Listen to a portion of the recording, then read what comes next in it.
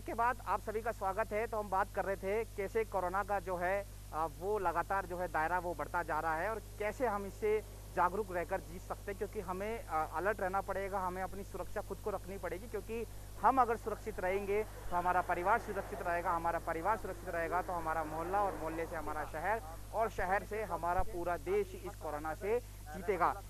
बातें करने के लिए बहुत कुछ है। अब इस वक्त हमारे साथ रहमतुल्लाह खान भी है।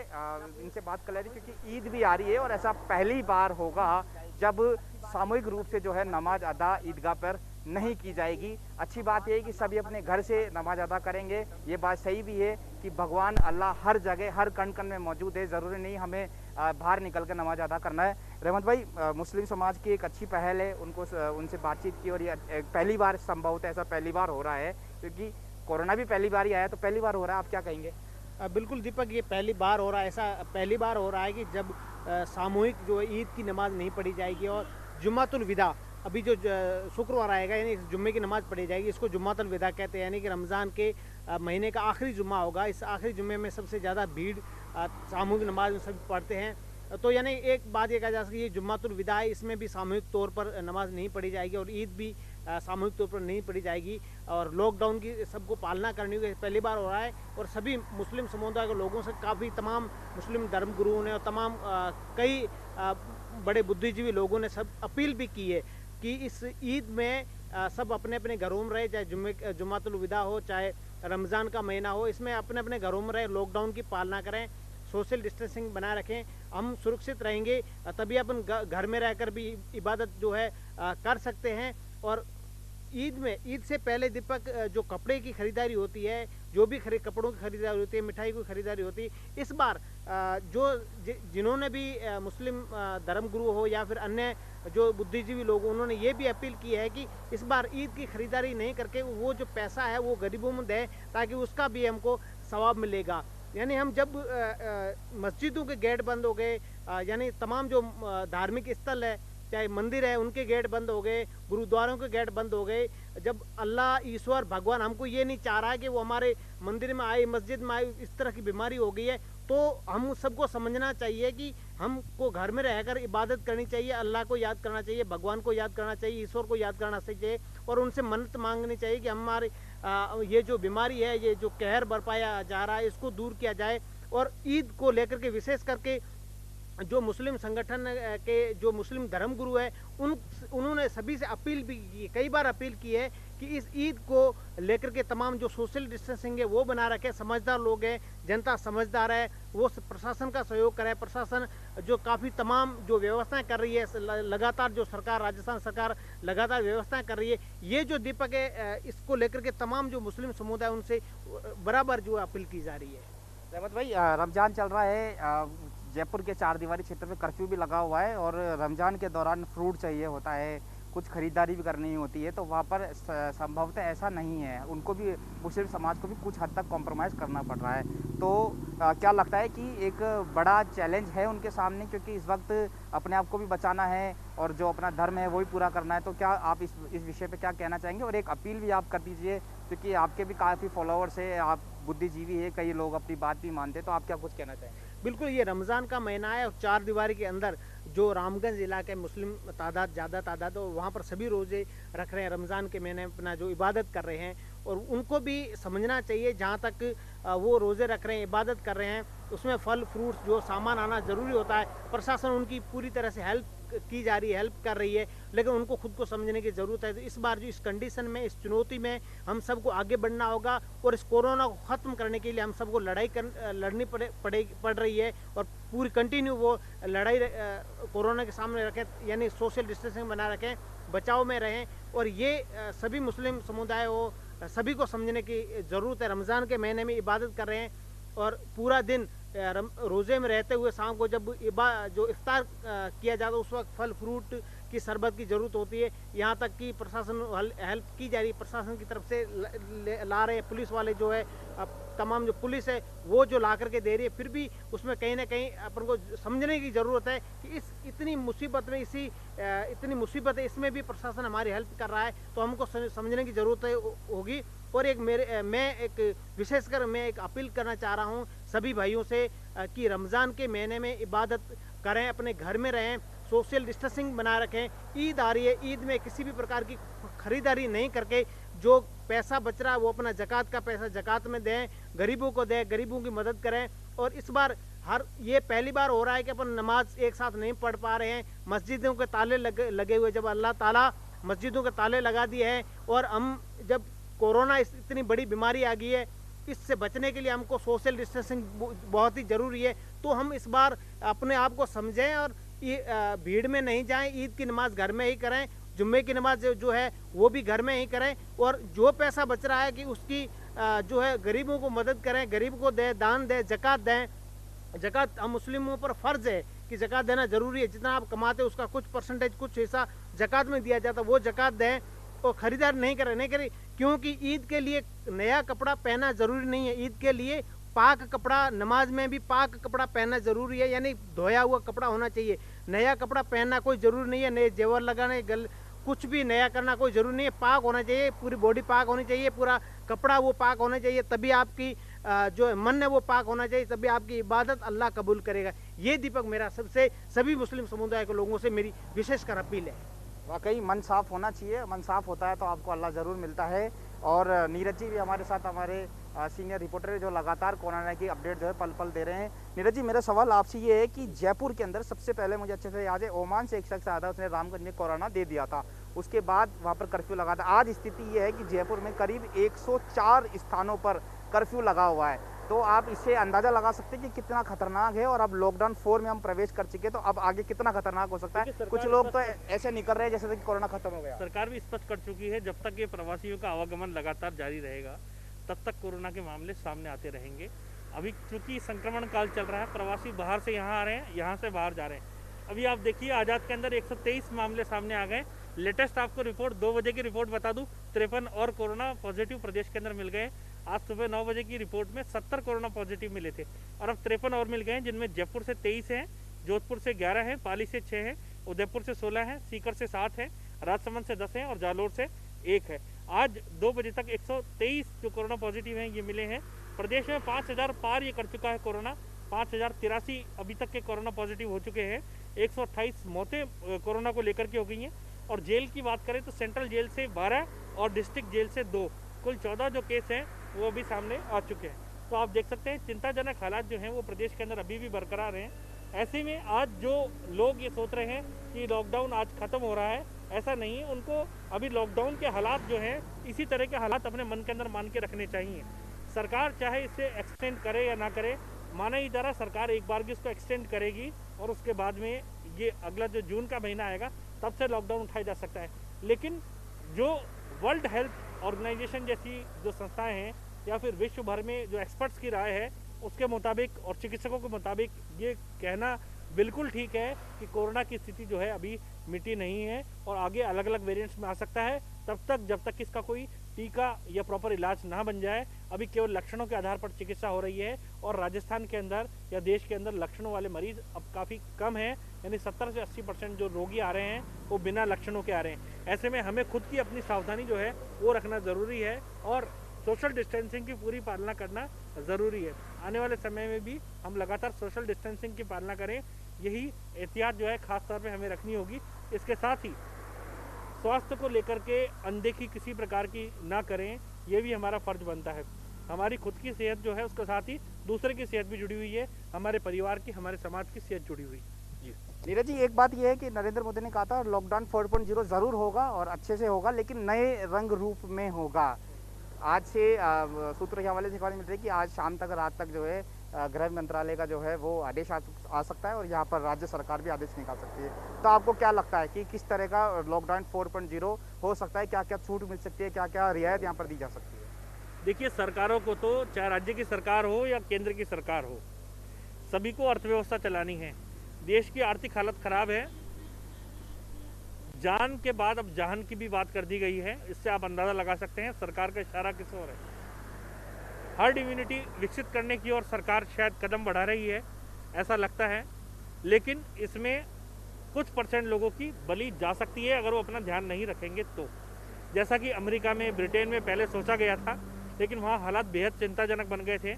अब राज्य के अंदर या देश के अंदर जिस तरीके से लॉकडाउन उठाने के लिए कदम उठाए जा रहे हैं लगातार, अब आपने देखा होगा जैसे ही ये हालात चेंज हो रहे हैं, कोरोना के मामले लगातार बढ़ रहे हैं। पिछले 3-4 दिन से हम लगातार देख रहे हैं राज्य के अंदर 200 पार जो है कोरोना पॉजिटिव आ रहे हैं।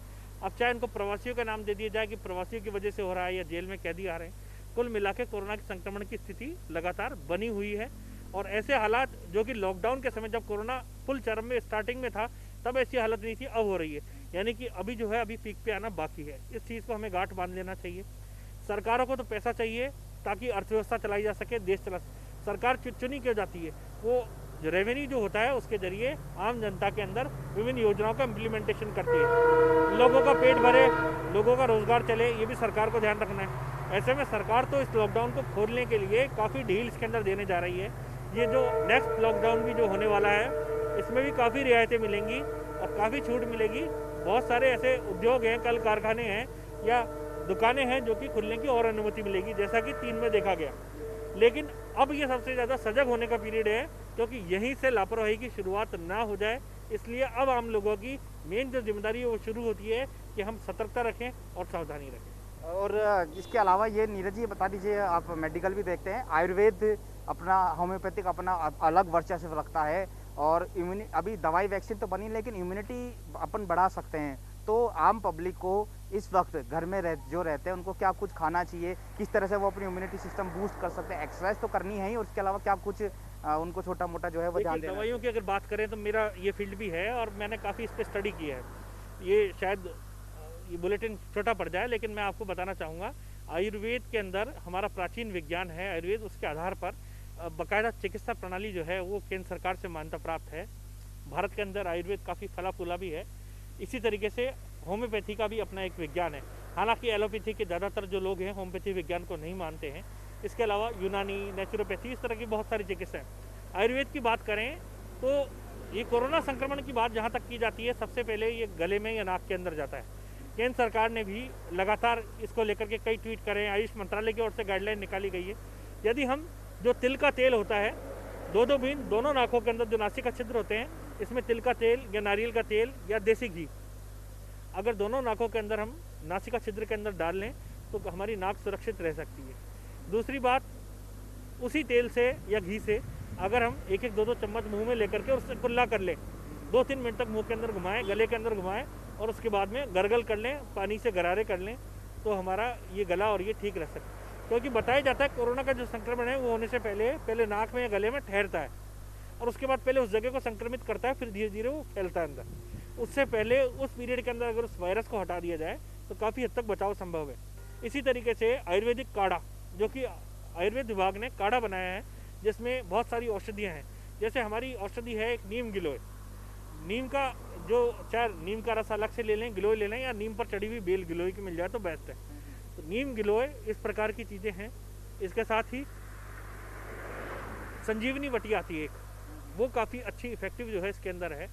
गिलोय घनवटी, तुलसी घनवटी, तुलसी एक प्राकृतिक औषधि है और हमारा धार्मिक पौधा भी है जिसको पायस कहते हैं। हर घर में एक तुलसी का पौधा लगाने की बात। तुलसी और गिलोय जो है ये भी काफ़ी ज़्यादा रक्षा करने वाली है। लवंगादी वटी, लवंग की वटी होती है, इसमें लवंग और इसके अलावा अन्य कई इंग्रेडिएंट्स हैं। कपूर जो है कैम्फर, वो अपने आप में बहुत अच्छा एक उपचार बताया जा रहा है। यदि आप हाथों को भी कपूर और उसके कपूर, पुदीने का तेल और अजवाइन का जो सत होता है, यानी कि जिसे अमृत धारा कहा जाता है, या कई औषधियाँ भी आती हैं। बाबा रामदेव, पतंजलि तो एक दिव्य धारा भी निकाली है। तो इन चीज़ों से अगर आप हाथों को सैनिटाइज कर लें, लगा के रख लें और इसको सूंघें तो काफ़ी हद तक हमारा बचाव इससे हो सकता है, जो रेस्पिरेटरी सिस्टम है इसको बचाने के लिए। होम्योपैथी की बात करें तो भारत सरकार के आयुष मंत्रालय ने भी आर्सेनिक एल्बम या आर्सेनिक आर्च जो है इन दवाइयों को मान्यता दी है। यानी कि इसके जरिए भी कोरोना जो है इससे रक्षा हो सकती है, हमारी इम्यूनिटी बूस्ट हो सकती है। इम्यूनिटी पावर को बढ़ाने के लिए जो जो औषधियाँ हैं वो सारी ली जा सकती है। यदि थकान है, शरीर में दर्द है, तो शिलाजीत का जो योग है वो बहुत अच्छा योग है। शिलाजीत के माध्यम से जो है शरीर के अंदर ताकत और स्फूर्ति पाई जा सकती है, जो कि इसके साथ ही अगर बुखार उतारना है तो गिलोय के जरिए इसका बुखार उतर सकता है। तो ये काफ़ी अध्ययन के विषय हैं, तो इनके ऊपर लगातार खोज चल रही है। आयुर्वेद की जो औषधियाँ हैं इन पर लगातार कई राज्यों के अंदर, उत्तर प्रदेश में कई राज्यों के अंदर बाकायदा रिसर्च भी चल रही है। भारत सरकार की ओर से भी रिसर्च करवाई जा रही है। ये तो हमारी प्राकृतिक औषधियों की पुरानी पुरातन परंपरा की बात हो गई। इसके अलावा अगर हम यूनानी औषधि की बात करें, यूनानी के अंदर एक जोशीना मेडिसिन आती है। जोशीना जो आता है ये सिरप भी आता है। इसके अलावा कई अन्य प्रकार की जो क्वाथ वगैरह है इस प्रकार की मिलती हैं, वो भी अगर इस प्रकार के सर्दी जुकाम के प्राइमरी सिम्टम होते हैं उनको लड़ने में कारगर हैं। इसके साथ ही उन्नाव वगैरह जैसे कई तरह की ऐसी औषधियाँ हैं जिनका भी सेवन किया जा सकता है। तो बहुत सारी हमारी अन्य जो औषधियाँ हैं उनका भी सेवन किया जा सकता है। नेचुरोपैथी की बात करें, नेचुरोपैथी के अंदर भी इस प्रकार की औषधियाँ उपलब्ध हैं, जैसे कि अलग अलग रंग के जो पानी होते हैं, चुंबक के तेल होते हैं, इनके माध्यम से चिकित्सा की जाती है। धूप अपने आप में एक अच्छा जो उपाय है वो उपाय हो सकता है। नेचुरोपैथी की भी कई विधियाँ हैं, उनसे भी इनसे इम्यूनिटी जो है हमारी बॉडी की वो मजबूत की जा सकती है। जब इम्यूनिटी मजबूत होगी, अंदर बॉडी के अंदर जो एंटीबॉडीज डेवलप होगी, तो आराम से इन बीमारी से फाइट करने की पावर बॉडी में रहती है। तभी कह रहे हैं कि जो जवान व्यक्ति है उसको इतना ज़्यादा खतरा नहीं है जितना कि बुजुर्ग व्यक्ति को और 10 साल से छोटे बच्चे को है। उसका कारण यही है कि जवान व्यक्ति की इम्यूनिटी अच्छी होती है। यदि कोई व्यक्ति बीमार है, किसी को अगर समस्या है, ऑलरेडी रेस्पिरेटरी समस्या है, या फिर किसी को हार्ट की समस्या है, ब्लड प्रेशर है, या फिर डायबिटीज़ है, या फिर किडनी से संबंधित रोग है, ऐसे लोगों पर ये कोरोना ज़्यादा इफेक्टिव होकर के और उन्हें बीमार कर रहा है या उनकी मौत को द्वार तक उनको लेके जा रहा है। लेकिन जो लोग स्वस्थ हैं या फिर मानसिक रूप से और शारीरिक रूप से विल पावर रखते हैं, एंटीबॉडी जिनकी अच्छी है, वो आराम से सुरक्षित रह सकते हैं। बहुत सारी औषधियाँ हैं जिनका उपयोग किया जा सकता है, हालांकि उन पर रिसर्च चल रही है, इसीलिए कोई पूरे दावे के साथ नहीं कह सकता कि इसकी कारगर औषधि है। लेकिन इम्यूनिटी बचाने के लिए और लक्षण आधारित चिकित्सा की बात करें तो लक्षण आधारित चिकित्सा आयुर्वेद में भी उपलब्ध है, यूनानी में भी उपलब्ध है, होम्योपैथी में भी उपलब्ध है। बस विश्वास की बात है, कौन किस विश्वास के साथ में किस दवा को लेता है। एक नीरज जी, अब आपने जब दवाई की बात करी तो एक वैक्सीन के बारे में अपडेट बता दीजिए। वैक्सीन में America, Britain, Hindustan, Japan, Italy, इन सब ने सब काम कर रहे हैं वैक्सीन पर, और इजराइल ने और इटली ने तो दावा भी कर दिया है। तो क्या लगता है, उम्मीद है कि ये वैक्सीन, ये इसका डोज कब तक बन जाएगा, और टेक्निकल व्यू क्या है? कोई देश ऐसा दावा कर रहा है जैसे इजराइल ने किया, तो उसको दावे का कितना फ़ायदा मिल सकता है? क्योंकि अगर दावा किया है तो दवाई वैक्सीन अभी तक आई क्यों नहीं? तो क्या लगता है ये वैक्सीन वाकई कब तक आएगी? क्योंकि वैक्सीन एक ऐसा अपडेट है जो कि शायद पूरा भारत नहीं, पूरा संसार जानना चाहता है कि आखिर इस कोरोना की वैक्सीन कब आएगी। क्या लगता है 8 वैक्सीन ऐसी है जो कि कतार में जो सबसे तेज़ी से बनने को, आपको क्या लगता है कब तक संभावना है कोरोना से राहत मिल सकती है? देखिए, कोई 8 बताता है, कोई 10 बताता है, यहाँ तक कहा जा रहा है कि 100 वैक्सीन है वो कतार के अंदर है। आप अंदाजा इससे लगा सकते हैं। जहाँ तक बात रही इटली की, जर्मनी की या फिर अन्य देशों की, इजराइल की, वो दावा करते हैं, चाइना भी बहुत अपना दावा करता है, लेकिन क्या उनके पास वैक्सीन वास्तव में बन चुकी है? अगर बन चुकी होती तो वहाँ कोरोना के केसेस नहीं आ रहे होते। आज वहाँ पर टीका लग रहा होता है और वो लोग जो है दावे के साथ में उस बात पर टिकते। ये तो एक बीच में होड़ मची थी, मुझे ऐसा लगता है, मेरा विश्लेषण ये है कि होड़ मची, उन्होंने जल्दबाजी के अंदर इस प्रकार की घोषणा करी, एक दूसरे को देख करके, तैयारियों को देख करके। इस प्रकार जो परीक्षण जो है, परीक्षण निश्चित तौर पर हो रहे हैं, और बताया जा रहा है चूहा जो होता है वो भी स्तनपायी जीव होता है। चूहे के अंदर 90% तक जो है ह्यूमन से बढ़कर के जो सेल्स, उसी प्रकार की कोशिकाएं होती है। चूहों के ऊपर या कुछ ऐसे जानवरों के ऊपर इसका उपयोग, जो स्तनपायी है उनका प्रयोग करके देखा गया है, उसमें हो सकता है वो ठीक हुए हों, लेकिन ऐसा तो दवाइयों से भी ठीक हो रहे हैं। प्रॉपर रेमेडी इसकी क्या है? जैसे प्लाज्मा थेरेपी की बात थी, वो एक साइंस है और वो बताता है कि अगर किसी व्यक्ति में ये कोरोना के लक्षण आए हैं और उसके बाद में वो दवाइयों के जरिए यानी किसी तरीके से नेचुरली वो ठीक हो गया, तो उसमें एंटीबॉडीज डेवलप हो गई, और उसका प्लाज्मा अगर दूसरे रुग्ण शरीर में लगा दिया जाए तो उस प्लाज्मा के जरिए वो ठीक हो सकता है, क्योंकि एंटीबॉडीज लड़ने के लिए, फाइट करने के लिए मिल गई। ये तो एक साइंटिफिक बात है। अब दवाइयाँ बन रही हैं, उसमें दवाइयों में बहुत सारे प्रोसेस होते हैं, उसके चरण होते हैं। दवाई इतनी जल्दी, जो टीका जो होता है, टीका इतना जल्दी नहीं बनता है। टीका बनाने के लिए पूरा प्रोसीजर है, 2-2, 3-3, 4-4 साल टीका बनाने में लगते हैं। कई बीमारियों के तो टीके आज तक बन नहीं पाए हैं, जैसे डेंगू या अन्य इस प्रकार की जो बीमारियां होती हैं उनके अभी तक, मलेरिया, इनकी इस प्रकार की दवाइयों की खोज तो हो गई है, लेकिन टीकों की ऐसी खोज नहीं हो पाई है कि किसी को दोबारा ये मलेरिया या डेंगू नहीं होगा। तो इस प्रकार के बहुत सारे हेपेटाइटिस है, जैसे कि उसके टीके बन चुके हैं, लेकिन उसमें भी अलग अलग लेवल है, हेपेटाइटिस A, B, C अलग अलग है। कुल मिलाकर के बहुत सारी खोजें चल रही हैं, और कब तक ये टीका सफल हो पाएगा ये देखने वाली बात होगी। फिलहाल, हाल फिलहाल की स्थिति के अंदर कोई देश ये गारंटी के साथ नहीं कह सकता कि उसका जो खोज है वो सफल हो गई, क्योंकि पहले मानवीय परीक्षण जो चलेंगे उसमें भी एक लंबा समय लगता है। उसके बाद में उसके इफेक्ट देखे जाते हैं कि कौन कौन से साइड इफेक्ट हैं, कौन कौन से साइड इफेक्ट नहीं है, मेरिट्स क्या हैं, डीमेरिट्स क्या हैं। कहीं ऐसा तो नहीं है उस टीके की वजह से कोई दूसरा अंग है उस पर नेगेटिव इफेक्ट पड़ जाए और आदमी वहाँ पर कोलैप्स कर जाए। ये सारी चीज़ें देखी जाती हैं। परीक्षण में कितने लोग शामिल हुए। तो ये अभी सारा जो है एक चरण चल रहा है। भारत भी अमेरिका के साथ मिल करके और कोरोना की जो टीका है इसको बनाने पे तेज़ी से काम कर रहा है, और कई ऐसे संस्थान हैं देश के, वो मिल करके रिसर्च इसके ऊपर कर रहे हैं। तो अभी जो है ये प्रोसेस के अंदर है, लेकिन इस प्रकार के दावों को मैं अभी पूरी तरीके से सही नहीं मानता हूँ।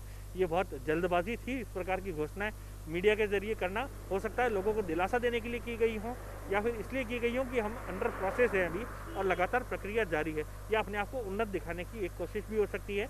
लेकिन जब ही टीका बन जाएगा उसके बाद में इसका जो मास स्केल है उसके ऊपर इसका प्रोडक्शन भी चालू होना चाहिए और लोगों को ये मिलना भी चाहिए। लेकिन पहले इसके परीक्षण होने चाहिए कि टीका कितना कारगर साबित है। बिल्कुल, वैक्सीन को लेकर जो है कहीं ना कहीं इंतजार करना पड़ेगा। एक खबर हमारे पास ये आ रही है कि राजस्थान के जो शिक्षा मंत्री है भंवर सिंह भाटी है, उन्होंने शिक्षा को लेकर ऐलान भी किया है।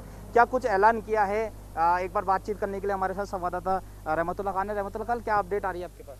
बिल्कुल, उच्च शिक्षा मंत्री भंवर सिंह भाटी ने कहा है कि ये कोरोना महामारी इसको संकट में कुछ परिस्थितियां ऐसी बन गई है जिसमें सारा जो स्कूल से लेकर के विश्वविद्यालय तक, कॉलेजों में, विश्वविद्यालय में, स्कूलों में जो डिजिटल पढ़ाई है वो होनी चाहिए, ताकि क्या है कि जो परिस्थितियां हैं उसको देखते हुए ऑनलाइन जारी लर्निंग है, टीचिंग है, लाइब्रेरी है, सारा डिजिटल किया जाएगा। ये उच्च शिक्षा मंत्री भंवर सिंह भाटी ने कहा है कि आजकल ऐसी परिस्थितियां बन गई है, अब ये कोरोना कितना लंबा चलेगा इसका कोई अंत अभी फिलहाल किसी को कोई नज़र नहीं आ रहा है। जिस तरह से अभी सहयोगी नीरज शर्मा ने बताया कि अभी तक वैक्सीन भी अभी उपलब्ध नहीं हो पाई है, तो कब तक वैक्सीन बनेगी, तब तक ये ऐसी जो है परिस्थितियां आ गई है कि ऑनलाइन सारा सब कुछ ऑनलाइन करना, स्कूलों में, कॉलेजों में, विश्वविद्यालय में, जहाँ भी शिक्षण संस्थान हैं वहाँ पर ये सब कुछ ऑनलाइन करना, डिजिटल करना ये बहुत आवश्यक है। और परिस्थितियों को देखते हुए ये है सब कुछ किया जाएगा। भंवर सिंह भाटी ने यह ऐलान किया है,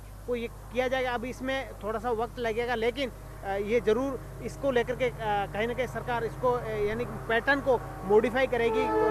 शिक्षा के को जो मॉडिफाई किया जाएगा, जो सॉल्ट पेपर होते हैं उसको सबको मॉडिफाई किया जाए, उच्च शिक्षा मंत्री भंवर सिंह भाटी ने कहा है।